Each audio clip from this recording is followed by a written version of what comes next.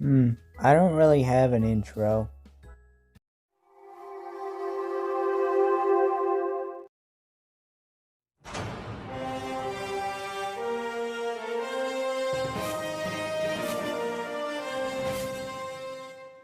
First villain to be explained is Starfuse. His powers are star fusion, flight, star energy blasts, and semi-immortality that prevents him from dying no matter how much temporary pain he can feel. Oh, and by the way, he's an a-hole. In other words, he does not give a. His rise to villainy began a million years ago on his home planet, Yellowest Redsville, when he was just a kind-hearted scientist named Philo G. Astrosis that has had a curiosity for fusing stars to make energy. But one day, while experimenting with star fusion technology on a star that he was unaware was corrupted with dark energy, the star's corrupted power affected him, wiped his memories of being good, and he corrupted others on the planet, wiping their memories too. He took over the planet, renaming it to Star Mergicus, the planet of ultimate evil.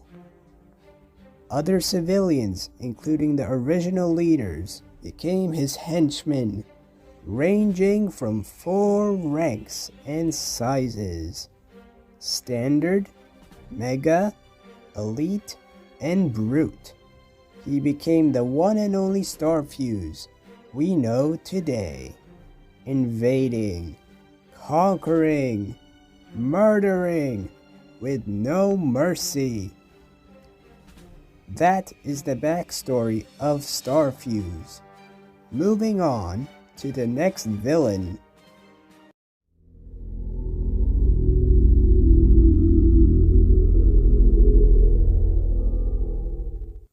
The second villain to be explained is Eclipser. His powers are dark teleportation, making areas dark like it's nighttime, which makes him hard to track when he teleports. His main weapon is a wand he calls the Staff of Dark Light that shines light onto targets, hypnotizing them until a solar, lunar, or a rare super eclipse ends, when the day is almost over. When it ends, he dissolves into 2 halves of his power soul, and both halves get pulled up to space. One half gets trapped in the sun, and the other gets trapped in the moon, which results in him being in a coma while he has no physical body. For him to be able to return, an eclipse of either kind has to happen, and the 2 halves of his power soul go back together. His body reforms itself, and he's back to wreak havoc.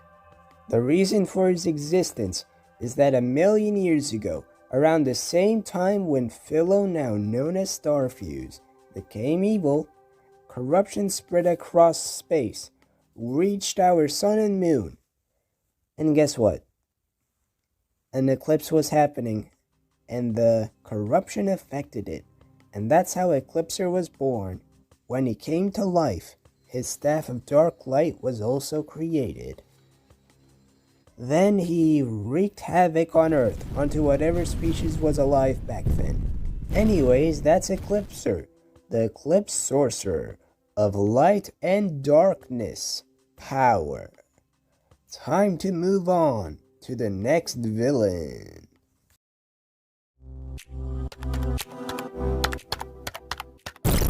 Next villain to be explained is Data Tyrant. He's a humanoid satellite robot. He can fabricate information, steal data, spy on people, shoot lasers from the antenna on his head, fly using rocket boosters underneath his feet, use his solar ray fins beside his head to recharge when he's low on energy, and spring electrical wires out of his right hand that can transform into a launcher so he can swing at enemies coming towards him. Basically, he's a hacker is the best summary of him. And fun fact, he's the only villain in the Cosmic Fro universe that knows the identities and backgrounds of the heroes. The reason for him being evil is that 30 years ago, a science space group set somewhere in America called Liberty Launchers Organization launched him up to space to explore the moon and send data to scientists that are on Earth. At the time, he was called a different name, Data Collector. When he arrived on the moon, he explored, and while scanning an artifact, a rock was about to fall onto him, somehow, with no gravity. And it did. The big rock landing on him malfunctioned him, and he returned to Earth to steal data, beat up his creators, and spy on humanity for the next couple years as he frequently steals any new technology that comes out so he can upgrade himself to be more powerful. All that led him to becoming a tyrant of data collecting. Data Tyrant. Let's get straight to the next villain. The next villain to be explained is Captain Nebule, a lizard alien space pirate of the space seas. He has 3 brothers, a part of his crew, the Nebula Raiders. They all can nebula shift, which is a power similar to camouflage, but with nebula instead. They can might climb to go up things, swing their tails to shoot nebula energy at enemies using their nebula swing power. They have a pirate ship called the Nebula Raider that can fly or sail through the space seas. And it has a nebula cannon, a part of whatever this part of a normal pirate ship is called. And it shoots the same nebula energy as their tail. Their tale of villainy began 1 million years ago on their home planet called Planet Nebs, which their father had a business selling fish on. All 4 of them went fishing to restock the store. When they returned home hours later, the planet got invaded by aliens, and they had to escape. They tried to leave their home with their father, but, about him, he didn't make it. The planet got conquered and destroyed after they got away from the planet on their dad's new boat. They got their powers from a mysterious and empty island in space that they discovered after traveling to multiple civilizations and getting rejected from joining them. After settling on this island, they gained powers from the gassy liquid coming from its mountain, quote-unquote waterfall, and became pirates that travel and take treasure from civilizations to re-experience their times of making money with their dead father. But instead of making money, they took it for themselves. For the next 1 million years, they traveled and took any treasure they found, got a little too wild from killing victims, and bonded as brothers. As time flew by, their new home, the island, became their own nation, Nebula Nation Island. Anyway, moving on to the next whoa. Hold on, haven't we seen this picture before? Invading, conquering, murdering, with no mercy. That is the backstory of Starfuse.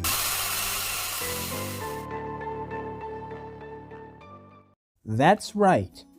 They got invaded by Starfuse and his army of henchmen during the early days of his villainy. Yeah, so basically it was 1 million years ago, and they've both grown since then. So basically in the modern day, they are both unaware they've interacted before, indirectly. Anyways, ready for the final villains to be talked about.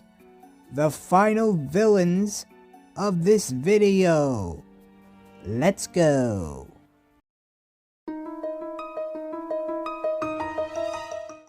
For the last and final villains, we need to go somewhere far. No, not that far. Nope, not even close. Yes, that's good. Where we're going to is the Celestra Galaxy, a place where gods of space live together. Let's go through the portal in 3, 2, 1.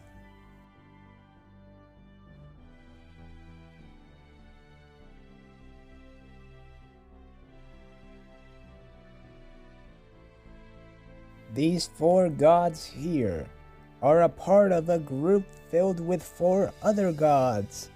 Their names are Draen, Ronzol, Ederi, and Tyrell. The reason they become the Celestial Shadows is because one day in Celestra, they tried using a forbidden curse called the Corruption Curse that increases the strength and power of its user, but over time turns the user into a different being and erases most, if not all, their memories prior.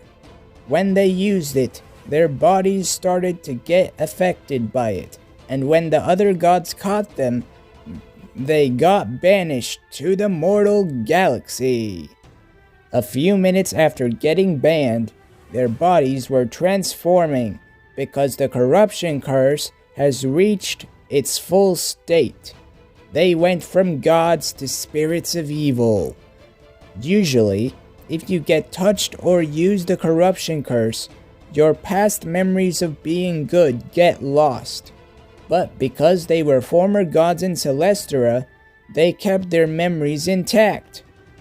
They somehow managed to reopen the Celestra portal and returned to their old home. But instead of showing up as their old selves, they arrived as a gang of spirits, shadows of their old celestial selves. The Celestial Shadows. Draen became the leader under a new name, Darkian. Ronzol became Corruptor Ron, the right-hand man of Darkian. Ederi became Evil Rodered, and Tyrell became Terror Terry, the Attackers. When they arrived, the gods recognized them, but before they could banish them again, the Celestial Shadows attacked. The spirits and the gods fought. The Celestra Galaxy and its universe districts were getting corrupted the longer they fought. The corruption curse spread from out the open Celestra portal into all mortal galaxies and went every direction of space. affected civilizations, created new villains, and the rest was history. The portal closed up as the secret of the gods and spirits' existence would last for the next 1,000,000 years. The gods were imprisoned and served the spirits of the celestial shadows in Celestra. But wait, there's still hope for a hero to one day find out about Celestra by getting powers from a mysterious asteroid a god created during the attack. They hoped for the next 1,000,000 years, some kind of hero would save them all. One day, that hero would be a man that goes by the name of Cosmic Crow. Thanks for watching.